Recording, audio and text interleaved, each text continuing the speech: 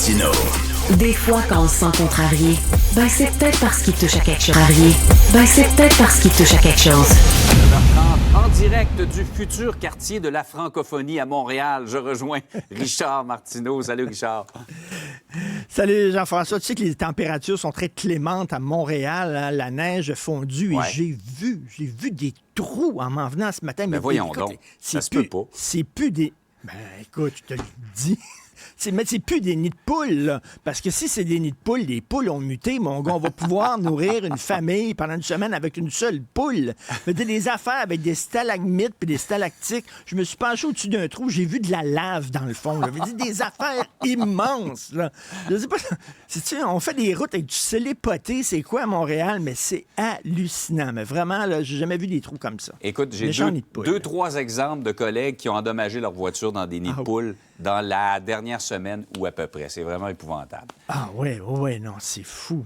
On revient maintenant sur les offres du gouvernement au syndicat d'enseignants. On sait que ça passe sans grand enthousiasme. C'est pas le salaire le problème, c'est la composition des classes pour bien des profs. Et tu es d'accord avec eux, on n'a pas réglé le problème avec ces négociations-là.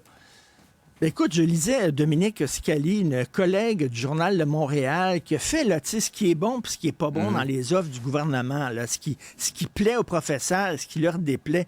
Puis on sait que là, où le bas blesse, c'est la composition des classes. Il y a de plus en plus de cas très lourds et à un moment donné, les professeurs sont complètement débordés et quand ils doivent vraiment s'intéresser à un gars très lourd, ceux qui sont quand même pas pires dans la classe, eux autres, ils perdent un peu leur temps.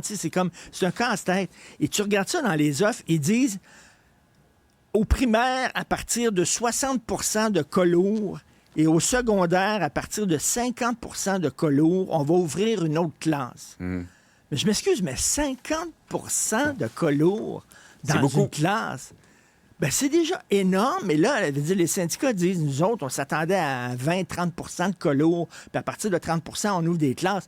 Le gouvernement a dit, écoutez, c'est parce qu'on manque de profs. On veut bien ouvrir d'autres classes. On manque de profs. On peut comprendre ça. Effectivement, il y a une pénurie de profs. Mais tu sais, c'est comme on dit, 50 % de cas lourds au primaire, c'est correct. Tu es capable de dealer avec ça. Mais je m'excuse, mais les professeurs sont en train de péter aux frettes, justement. Et en plus, les professionnels, les ergothérapeutes, les psychologues, et tout ça, il n'y en a pas beaucoup, il n'y en a pas énormément, on n'en offre pas là encore, il y a une pénurie d'emplois là-dedans, on peut comprendre. Mais tu sais, quand les professeurs disent, je m'excuse, mais on est assez déçus de ce que vous nous offrez et on peut un peu les comprendre, les comprendre. C'est fou à quel point on se retrouve avec des cas extrêmement difficiles, des jeunes qui ne parlent pas, qui viennent de débarquer ici, qui ne parlent pas un mot de français, des gens qui ont des problèmes de comportement, des jeunes qui ont des graves maladies, etc. Et là, les professeurs se retrouvent en disant, mon Dieu, donne-nous une petite pause un peu. Là. Mais là, non, écoute, 60 % et 50 % on va ouvrir d'autres classes, sinon, arrangez-vous. Oui, on comprend un peu leur découragement de la situation actuelle. Par ailleurs, Richard, Québec solidaire trouve que la CAQ et le PQ tournent les coins ronds dans le dossier de l'immigration. Écoute, ils ont dit, on est tanné d'entendre la CAQ et le PQ parler des immigrants. Québec solidaire a dit, et là, il dit, à les entendre, c'est-à-dire entendre les caquistes et les péquistes. Ça, c'est Guillaume Clich-Rivard, le porte-parole en immigration de Québec solidaire, qui dit ça. À les entendre, la cause principale de la crise du logement ne serait pas la spéculation immobilière, les évictions ou encore les reculs dans les mises en chantier. Non, ça serait les immigrants. Mais il n'y a jamais quelqu'un qui a dit ça. Personne n'a dit ça. Personne n'a dit que actuellement la cause de la crise du logement, c'est les immigrants. Ce qu'on a dit, c'est que les seuils d'immigration fixés par Justin Trudeau, on ne pourra pas loger tous les immigrants qui vont arriver. Mais jamais quelqu'un a dit, c'est de la faute. Tu sais, c'est encore Québec solidaire qui dit, là, dès que vous parlez d'immigration, là, non, c'est raciste, c'est fermé, tout ça. Et là, on dit, il va falloir, avant de parler, puis avant de discuter de tout ça, il va falloir faire un sommet pour qu'on arrive avec des chiffres et des statistiques. Mais on les a, les chiffres. On les a, les statistiques. Les économistes en ont parlé, les experts en logement en ont parlé.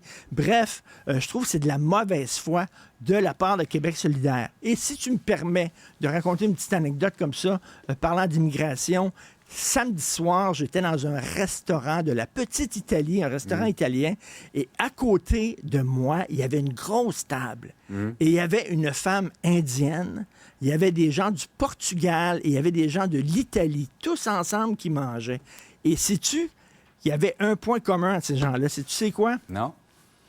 Ils nous regardent tous le matin. Ah oui? Je veux dire, ils m'ont tous parlé, là. Alors, des Portugais, des Italiens, la femme indienne, tout ça, qui était là, puis ils disaient, on vous regarde chaque matin avec Jean-François, puis tout ça. Et je me disais, wow, c'est le fun de savoir qu'il y a des nouveaux arrivants comme ça, des gens qui sont là et qui nous regardent. Comme quoi, le Québec, on est accueillant. C'est pas ça le problème. Oui. On dit pas on veut pas d'immigrants. On dit il faut quand même tenir compte de notre Exact. capacité d'accueil. C'est tout. Donc, je salue ces gens-là qui étaient super sympathiques. On s'est jasé beaucoup samedi soir.